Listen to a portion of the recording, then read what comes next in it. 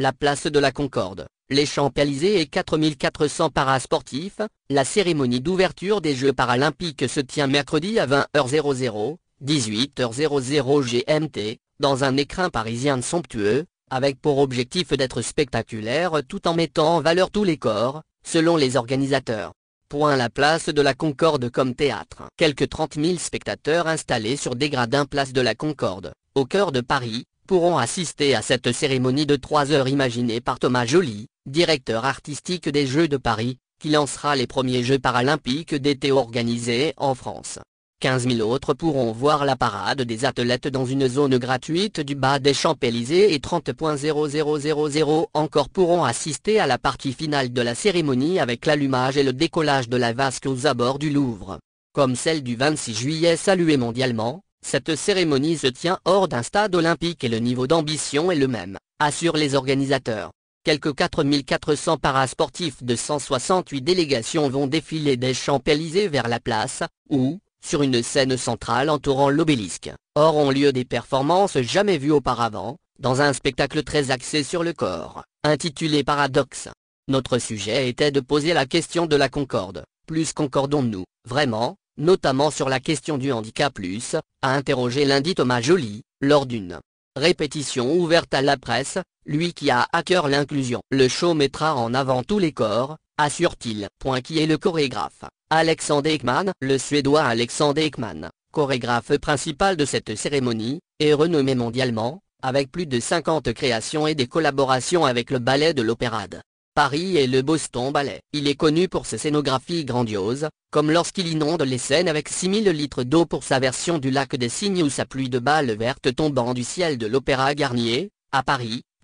Thomas Joly a demandé d'allier festif et politique. Avec ce show, porteur de messages autour de l'inclusion des personnes en situation de handicap, j'espère instruire, faire réfléchir et faire voir les choses d'une nouvelle perspective, a déclaré le chorégraphe samedi à la FAP. Pour la première fois, il a collaboré avec des danseurs porteurs d'un handicap, une vingtaine sur les 150 danseurs au total. Ils sont extraordinaires. Ils sont plus capables que beaucoup de personnes valides, tant sur le plan mental que physique, assure-t-il. VIP. Sur les 4400 parasportifs qui prendront part à cette parade qui descendra les Champs-Élysées depuis l'Arc de Triomphe, on comptera 240 athlètes français, emmenés par Nantenin Keita et Alexis Nquincan, les deux porte-drapeaux tricolores.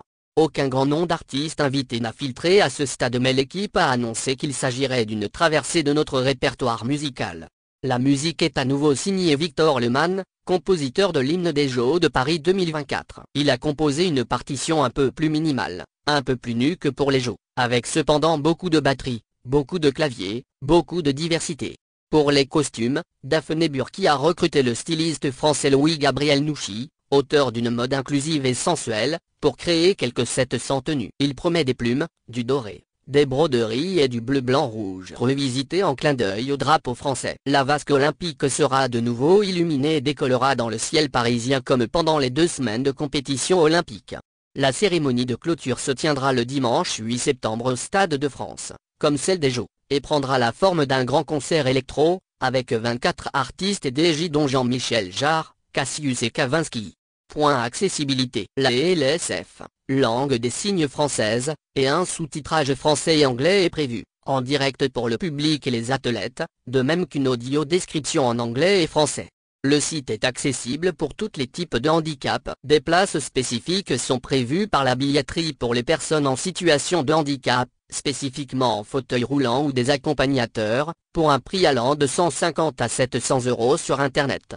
Quelques 15 000 membres des forces de l'ordre seront engagés pour la cérémonie d'ouverture, selon Gérald Darmanin. Le ministre a évoqué des périmètres de sécurité intérieure et lutte contre le terrorisme autour de la place de la Concorde et du jardin des Tuileries, dont le détail sera annoncé ultérieurement.